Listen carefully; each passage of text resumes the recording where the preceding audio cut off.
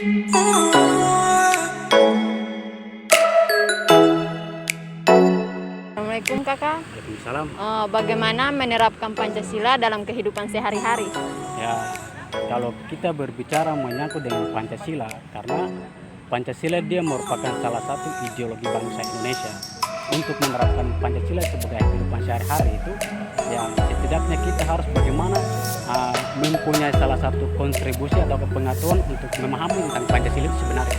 Karena saat ini Pancasila itu dia sebagai salah satu ideologi yang dia bukan antitesa dan dia bukan turunan daripada ideologi sebelumnya, tapi ideologi Pancasila itu dia sebagai salah satu ideologi yang ada di Indonesia, yang sebelum kemerdekaan bangsa Indonesia itu ideologi itu sudah diterapkan.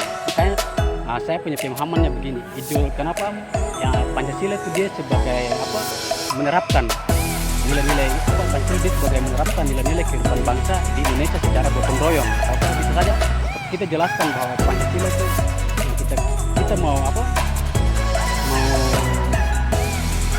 membangkitkan budaya Pancasila itu harus lahir dengan konteks pengetahuan. Ketika orang punya pengetahuan tentang epistemologi, memahami tentang epistemologi, baru dia mau menjelaskan untuk menjelaskan tentang ideologi Pancasila itu kepada masyarakat itu lebih paham. Karena saat ini kan ideologi Pancasila itu kan dia saling bertentangan satu sama yang lain. Contoh seperti saat ini yang dia ideologi terbesar dunia yang saat ini dia terpengaruh di Indonesia sendiri itu adalah salah satu ideologi kapitalisme, sosialis komunisme, yang mampu sampai kembali kepada Islam itu salah satu ideologi Islam trans. Yang ini saat ini mempengaruhi pola pandangnya ideologi Pancasila tersebut. Makanya dari sinilah kita sebagai mahasiswa atau anak bangsa itu memahami tentang Pancasila yang sebenarnya itu bagaimana. Makanya saya katakan bahwa Pancasila itu harus digagas secara betul-betul, yang dipahami secara sekelompok orang itu, atau sebagai mahasiswa itu harus memahami tentang Pancasila itu yang sebenarnya. Karena Pancasila merupakan salah satu budaya yang sudah dilestarikan sebelum kemerdekaan bangsa Indonesia itu ada. Makanya sampai kemerdekaan baru dicetuskan itu berbagai macam kalau kita lihat dalam sila-silanya kan, sampai 1 sampai ke 5 itu kan berbicara menyangkut dengan ketuhanan yang Maha Esa, kemanusiaan yang beradab, persatuan Indonesia, kerakyatan yang dipimpin oleh hikmat kebijaksanaan dalam permusyawaratan perwakilan keadilan sosial bagi seluruh rakyat Indonesia itu kan, itu kan merupakan salah satu budaya bangsa Indonesia itu sudah ada sebelum itu. Nah, makanya kalau kita mau menerapkan itu setidaknya harus kita mahasiswa itu pertama itu fokus yang pertama sekali untuk kita mau berbicara ideologi itu harus punya konsep teoritis. Karena kita ketahui bahwa ideologi itu kan konsep praktis. Konsep praktis itu konsep yang berbicara menyangkut dengan sesuatu sebagaimana mesti dilakukan dan sebagaimana mestinya tidak dilakukan. Kalau konsep teoritis itu konsep, kalau kita memahami tentang Pancasila ya, konsep teoritis itu konsep yang berbicara menyangkut dengan sesuatu sebagaimana adanya. Bagaimana kita memahami tentang Pancasila sebagaimana adanya dalam kita punya pemikiran. Makanya konsep praktisnya itu bagaimana kita melaksanakan bagaimana kita sebagaimana mestinya untuk melestarikan Pancasila itu di kehidupan masyarakat itu sebagaimana mestinya untuk kita lakukan. Bagaimana mestinya dan tidak sebagaimana mestinya. Tidak sebagaimana mestinya itu kalau kita melihat sesuatu yang bertentangan dengan Pancasila berarti kita jangan jalankan. Kalau sebagaimana mestinya berarti kita jalankan. Contoh seperti begini, dalam saya punya pemahaman begini. Api itu dia panas dan membakar. Dalam konsep praktisnya berarti kita harus menghindari.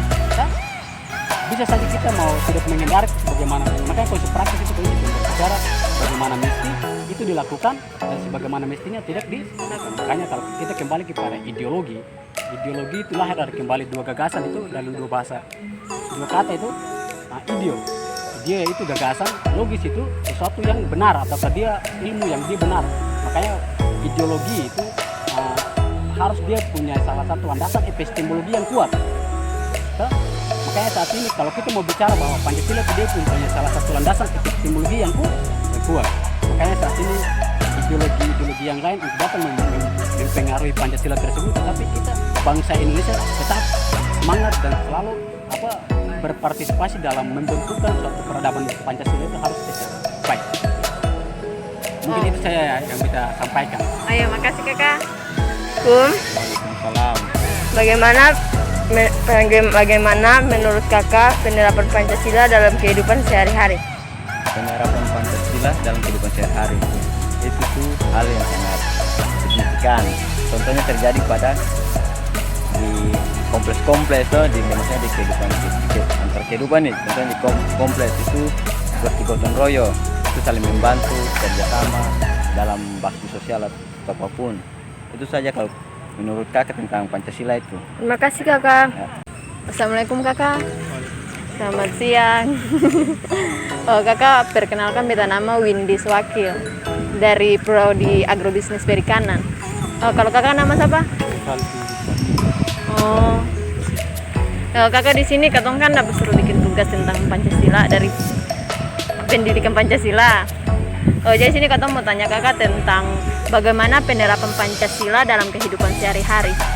Untuk Iya. tahu harapan ke kelompok umum. Oh, bisa saja menurut kakak. Jadi kalau secara pribadi untuk penerapan Pancasila dalam kehidupan sehari-hari ini kita semua di sini supaya sama-sama ketahui bahwa mari kita sepakat bahwa Pancasila telah final adalah ideologi negara. Supaya apa? Kita mampu menjuantahkan dia punya nilai-nilai dalam kita punya diri ataupun saat bersosial masyarakat. Yang pertama tentang ketuhanan yang Maha Esa, bagaimana kita merangkul atau menjaga kerukunan umat beragama. Karena di poin pertama bunyinya ketuhanan yang Maha Esa itu mengadopsi semua daripada nilai-nilai keagamaan di Indonesia. Nah, terus yang kedua tentang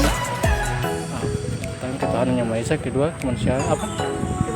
Kemanusiaan yang adil yang beradab. Dari poin kedua ini dia menjelaskan bahwa bagaimana kita menghargai secara manusia, secara individu dalam negara ini, supaya jangan saling mendistorsi ini dia dari suku ini. Nah, supaya kita menjaga juga kebersamaan dan ketentraman dalam bermasyarakat. Nah, terus yang ketiga, apa yang ketiga? Persatuan Indonesia. Kita harus bersatu meskipun berbeda pulau.